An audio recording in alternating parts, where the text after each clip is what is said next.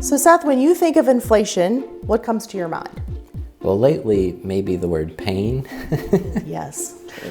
But, inflation is just things getting more expensive. We've talked about it to our clients forever, but for the last 15 years, there really was no inflation, so people didn't really appreciate what that does to them over time. And if you have 6% inflation one year, you're not just 6% more poor that year, you're 6% more poor for the rest of your life. It can have a really big impact. So Emily, why do you think inflation is so important to a retiree? I think it's important to them because many retirees are in retirement for 20 to 30 years, and they need to make sure that the investments in their portfolio are at a minimum keeping up with inflation so that they don't run out of money.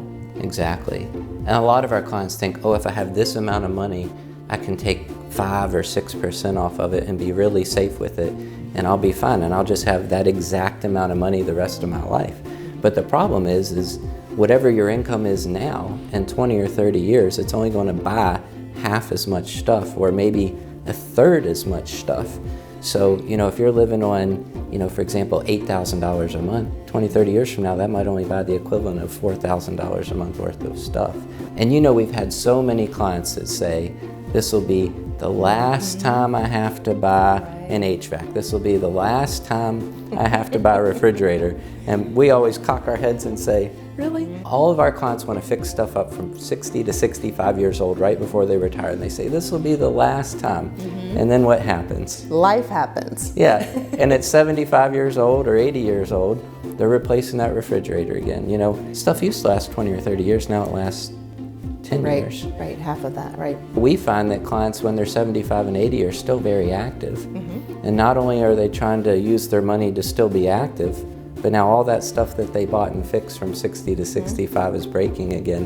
And inflation becomes very, very important.